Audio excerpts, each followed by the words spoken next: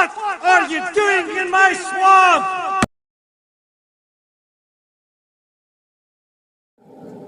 Hello everybody, this is Overboy, and I'm going to be doing my ranking for my top 10 favorite dog movies. This is something that one of my very special friends has been asking me to do for a really long time. She loves dogs and dog movies and everything, and I told her I would do it eventually, and today's her birthday, so I thought I'd go ahead and do this video today for her birthday. So, happy birthday, Queen, and I hope you enjoy this list. Coming in at number 10 is Cujo. This is based on the classic Stephen King book, and I really love this movie. When I saw it the first time, I didn't like it. I was really disappointed, and I was really hyped for this movie for some reason. I had heard about the book, and at the time I hadn't really read any of Stephen King's books because I was still too young, but I wanted to see the movie really bad, and it took me years to see it. When I finally did, I was highly disappointed with it, but upon rewatch and stuff, it's really grown on me, and it's become one of my favorite Stephen King horror movies and everything. It's definitely not as good as the book, though. Like, I've read the book a few times, and the book is actually one of my favorite Stephen King books and everything, and this is one of the rare ones that I actually kind of wouldn't mind a remake on if they did it the right way and and everything. It could be an interesting remake if they did it a certain way, but the book is even better. But this movie is still pretty good and everything. There are things about it I don't like that they changed from the book, but aside from that, I think it's an okay movie, and it's number 10. And number 9 is Shiloh. This is one that I used to watch all the time as a kid. It was one of my favorite dog movies. It follows this little boy who finds this dog that's being mistreated by his owner. His owner's like a drunk and stuff, and he doesn't take care of him and stuff, and the boy is having to fight his neighbor trying to get it where he can keep the dog and everything. It's a really well done movie, really entertaining, and it's actually the first in a trilogy, and all three movies are really great. I loved all three of them and everything, especially this one and the second one. I don't remember the third as much because I didn't grow up with that one as much because it came out when I was a teenager and I didn't see it till I was an adult. But the third one was really good too, and it's a really good trilogy that I might just have to review sometime. But yeah, Shiloh is number 9, and number 8 is My Dog Skip. This is another one like Shiloh I used to watch all the time as a kid. It came out when I was 8 years old, and I remember when I saw it the first time, it was instantly one of my favorite movies around that time, and I used to watch it all the time, and it's such just a good little story, and Skip is a really likable dog and everything, and the bond between him and Frankie Muniz's character is really fun to watch, and it gets really emotional at the end of it when you think Skip is going to die because of getting hit with a shovel, which how he survived, I don't know. He was very lucky, I guess, but it was one of those moments where they actually don't kill the dog off. And a lot of these type of movies, they kill the dogs off when something like that happens, so I thought that was kind of a unique twist and everything, and it was a good movie and everything. It's one that I haven't watched it in quite a while. That's another one that I might just have to review sometime when I watch it again. But I really liked My Dog Skip, so it's number 8. And number 7 is Snow Dogs. This is one that came out when I was like 9 years old, and I saw it in the movie theater a couple times, and I just absolutely loved it. I remember when it came out, though, I didn't want to see it. I thought it looked stupid and everything, and I'd heard from people that it wasn't very good, and then we ended up going to see it at this dollar movie we used to have here in Oklahoma, and it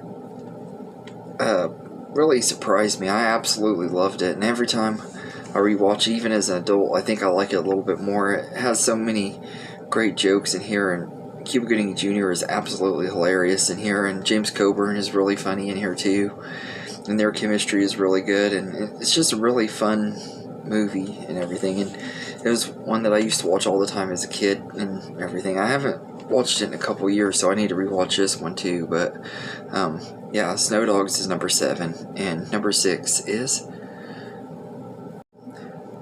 Hotel for Dogs. This is another one that I saw in the theater. I didn't expect to like it as much as I did. I was mainly there to see it because of Emma Roberts. I'm a big fan of her and everything, and at the time she was still kind of starting to make it big and everything, and I went to see this one because of her, and I just absolutely loved it. I loved it so much, in fact, that I saw it twice that day in the theater.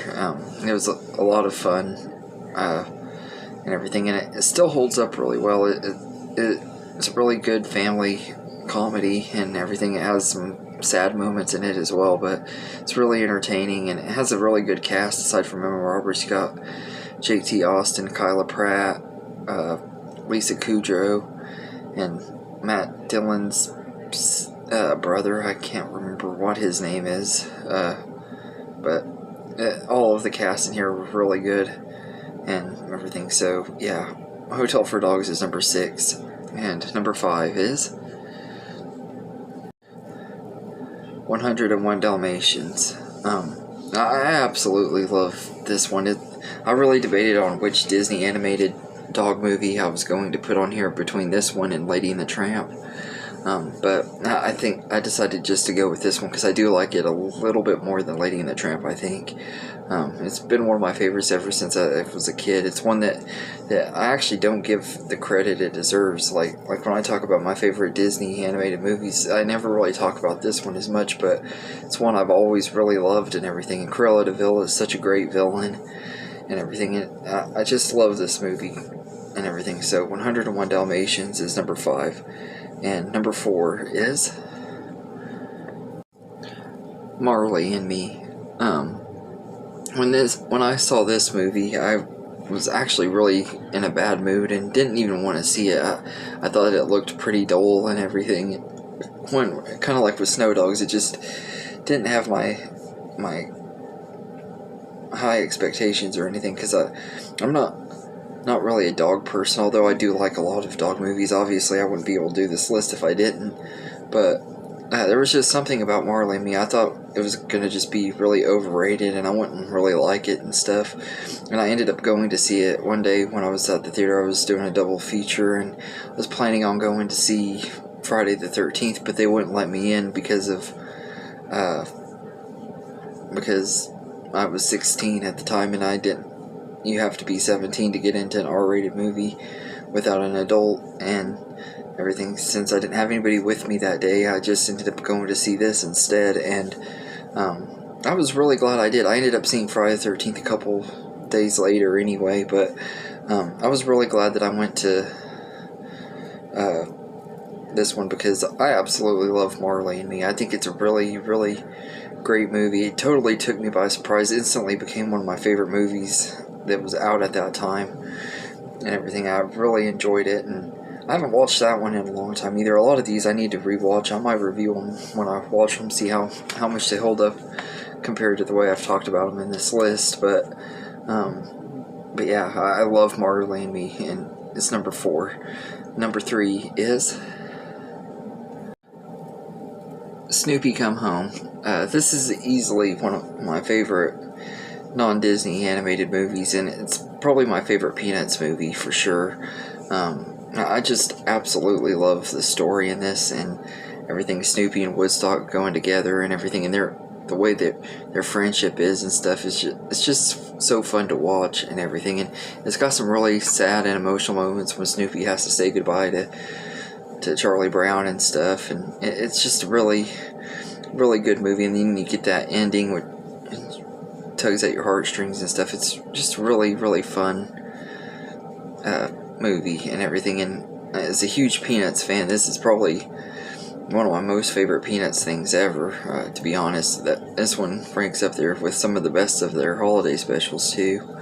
But yeah, so Snoopy Come Home is number 3, and number 2 is Homeward Bound: The Incredible Journey. This is one that Another one that I used to watch all the time, and I thought that I was the only one that did, but apparently this has a big cult following from 90s kids that used to watch it a lot and everything. This was one of my favorite movies as a kid, and it's barely number 2 on this list, but there's one that I have to put at number 1 above it. But this is just a really fun adventure movie where 2 dogs and a cat are trying to get back to their family. They're supposed to be being taken care of and stuff while the family goes on vacation by, I think, a family friend or something, or relative, and they escape her farm and they go through this journey through the wilderness trying to get back to their home, and they face all kinds of obstacles with dangerous animals and running with the pound and stuff like that. It's just a really fun movie. There's parts in it that's really sad and really kind of creepy as well. I used to think it was kind of creepy as a kid, but I've always loved this movie, and it has a really great voice cast too. And one of the things that I love that's kind of unique is you don't actually see them talking. It's just they're interacting with their thoughts and stuff. I thought that was kind of unique and cool too. And you got Michael J. Fox and Sally Field as 2 of the voices in here, and they're both great and everything. Especially Michael J. Fox, he's hilarious in this. But yeah, so Homeward Bound: The Incredible Journey is number 2, and my number 1 favorite dog movie is Old Yeller.